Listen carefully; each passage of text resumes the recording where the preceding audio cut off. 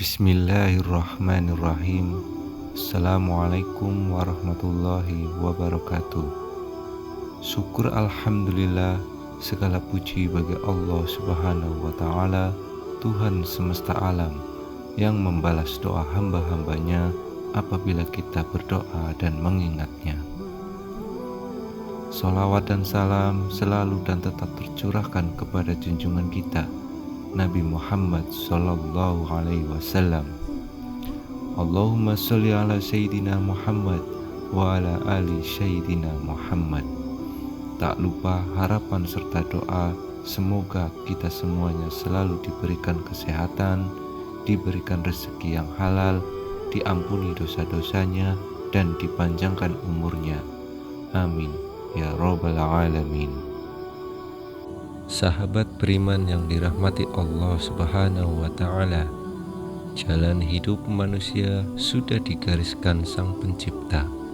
Usia dan rezeki semua diatur oleh Allah subhanahu wa ta'ala. Tugas manusia adalah melaksanakan perintah dan menjauhi larangan Allah subhanahu wa ta'ala. Ini adalah cerita tentang dua makhluk yang hidup, yang kondisi hidupnya kontrak, seorang laki-laki kaya raya dan perempuan papa. Di dalam kesehariannya tampak begitu berbeda. Sang suami sangat sibuk dengan kehidupannya di duniawi, sedangkan wanita yang miskin itu menghabiskan waktunya untuk beribadah.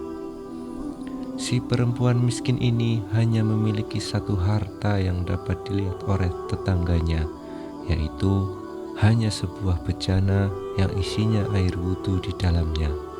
Ya, bagi wanita ini air wudhu menjadi kekayaan yang membanggakan, meski hidup masih pas-pasan. Syekh Abdul Wahab Asy-Sya'rani dalam kitab Al-Minahus Saniyah mengisahkan suatu ketika ada seorang yang mengambil air wudhu dari bejana milik perempuan itu. Melihat hal demikian, si perempuan berbisik di dalam hati, kalau air itu habis, lalu bagaimana aku akan berwudu untuk menunaikan ibadah atau sembahyang sunnah nanti malam? Apa yang tampak secara lahir tidak selalu menunjukkan keadaan yang sebenarnya. Diceritakan setelah meninggal dunia, keadaan keduanya jauh berbeda. Si lelaki kaya raya itu mendapat kenikmatan surga, sementara si perempuan yang taat beribadah itu justru masuk ke dalam neraka. Apa masalahnya?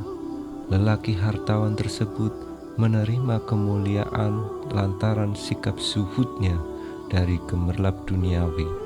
Kekayaan yang banyak tak lantas membuatnya larut ke dalam kemewahan. Cinta dunia serta kebakhilan apa yang dimilikinya semata untuk kebutuhan hidup menunjang keadaan untuk mencari ridho Allah subhanahu wa ta'ala. Pandangan hidup semacam ini tak dimiliki si perempuan. Hidupnya yang serba kekurangan justru menjerumuskan hatinya kepada cinta kebendaan. Buktinya, ia tidak mampu merelakan orang lain untuk berwudu dengan airnya, meski alasannya hanya untuk beribadah. Ketidakikhlasan adalah petunjuk bahwa ia miskin bukan karena terlepas dari cinta kebendaan, melainkan dipaksa oleh sebuah keadaan. Syekh Abdul Wahab Asy-Sya'rani menjelaskan dalam kitab yang sama bahwa zuhud adalah meninggalkan kecenderungan hati pada kesenangan duniawi, tapi bukan berarti mengosongkan harta dari tangan sama sekali. Pandangan hidup semacam ini tak dimiliki si perempuan. Hidupnya yang serba kekurangan justru menjerumuskan hatinya kepada cinta kebendaan. Buktinya, ia tidak mampu merelakan orang lain untuk berwudu dengan airnya meski alasannya hanya untuk beribadah. Ketidakikhlasan adalah petunjuk bahwa ia miskin bukan karena terlepas dari cinta kebendaan, melainkan dipaksa oleh sebuah keadaan. Syekh Abdul Wahab Asy-Sya'rani menjelaskan dalam kitab yang sama bahwa zuhud adalah meninggalkan kecenderungan hati pada kesenangan duniawi, tapi bukan berarti mengosongkan harta dari tangan sama sekali.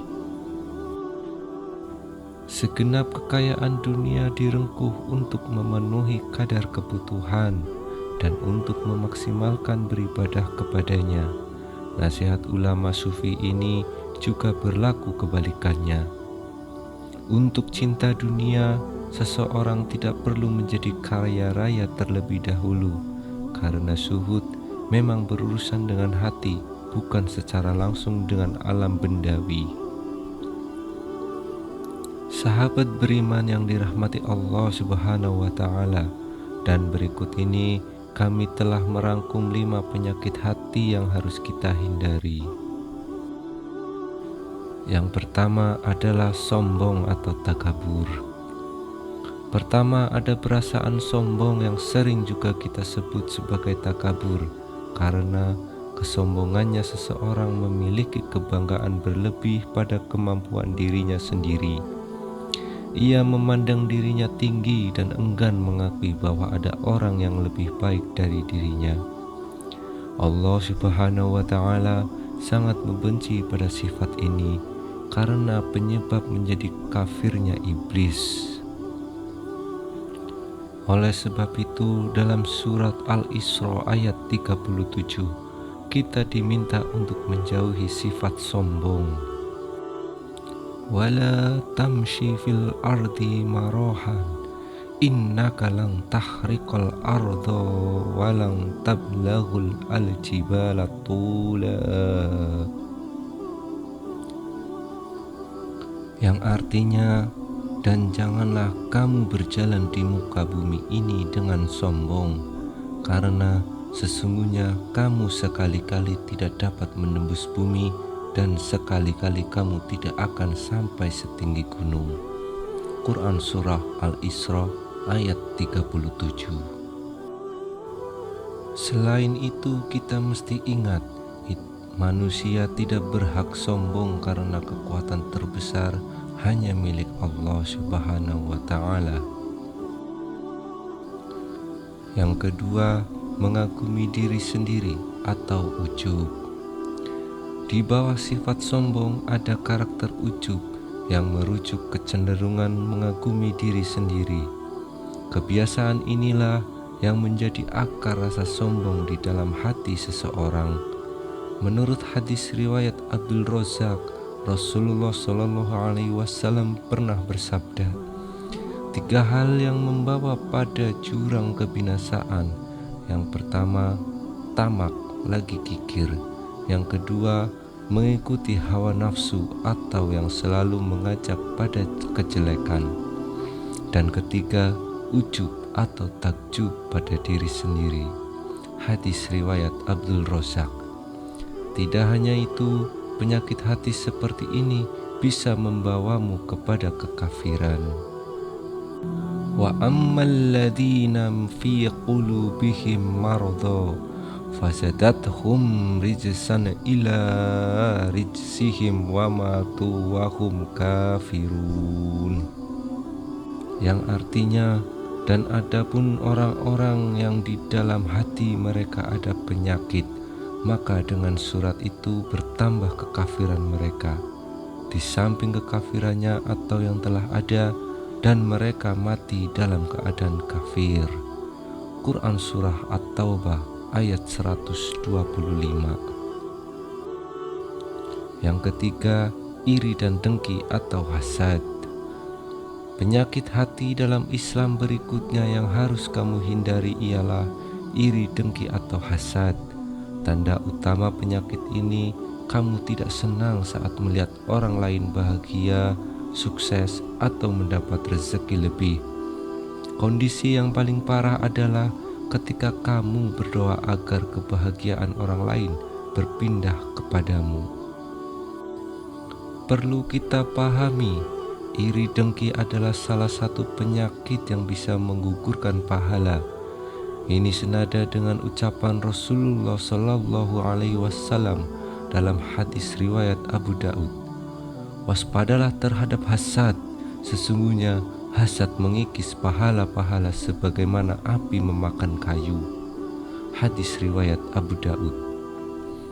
Bahkan meskipun kamu hanya mengucap di dalam hati, Allah Subhanahu wa Ta'ala dan malaikat pasti tetap mengetahuinya. Yang keempat, suka pamer atau riya.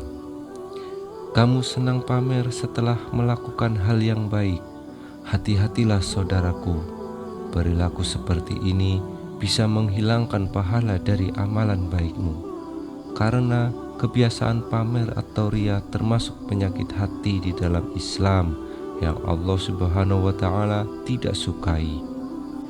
Riya akan menghilangkan rasa tulus ikhlas yang seharusnya kamu miliki ketika melakukan ibadah. Contoh pamer adalah melakukan sedekah hanya ketika ada orang lain yang bisa melihat dan memujimu.